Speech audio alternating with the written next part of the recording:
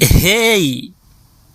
Gaafa dambiin baala baasee odaatti gooba kaase keessummaa wallaalee ofittummaa hasaase kopheen itti ijjatee hargufee jirma raase gaafa tulluun lafa dhaadatee dhakaan dachee komate otoo kan baate jiru kan baatame hifate odaan qoree guddisee ollaa wajjin qubate qoreen duraanuu gantuudha odaa waraanutti kaate odaan qoree michoomee waan hin eeyne mudate silaa sagaleen qabu harkaan madaa rigatee waraansa dhukkubsatee boohee mimmaan fixatee of keessatti qunqunfatee garaan boohee watwaatee sagaleesaa tukkaamame yoo ol fuudhee dubbate.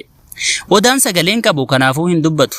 Gaaddisa isaa boqota malee namni waan isaan hubatu. Gurmuun afaan odaati sagalee haqaaf qilliftu gareen gurmuu miidiyaa warra dhugaaf dhaabbatu.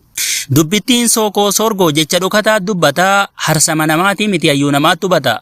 Odaa jechuun Oromoo isa dagaagee bargaagee Oromummaa fakkaata nama gingilchee baaqe. Odaan sagalee dhabee jechaa hiibboon dubbataa sagalee jechuun miidiyaa kana namuun hubata. Miidiyaan Oromoo baay'atus akka baalaa isa Oromoof dhaabbatu kan gartuu tokkootu caala. Miidiyaa baay'ee qabaannus nuti akka biyyaattu kan bilisaaf walabaa tokko natti mul'atu. Kanaaf nuti dhugaadhaaf mudhii teenna hidhanne sagalee walabaa ta'uuf ijjannoo buqqifanne nuti jabeenya hin qabnu garuu isin abdanne. Chaanaalli gurmuu miidiyaa kuusaaf madda artistoota barsiisaa aadaaf seenaa of ilaallee dhaloota sagalee hawaasa bal'aa malaamarii hayyoota qajeelchituu dhugaa dabee hafuura warra sagalee dhabee Oromummaaf calaqqee hawaasummaaf diinaggee dhaloota qaaddammaqee jajjabee walitti naqee ol guddisuuf onnanne saba keennaaf dhaabbanne garuu isin abdanne. Gurmuu miidiyaa guddisaa addunyaatti nu mul'isa sabaskiraayib laayikii bokkaatti roobsisa.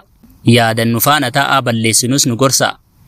Qeeqaaf gorsas yoo ta'e yaadni keessan nuuf qorsaa galatooma. Isinoo maal jettu kanarratti?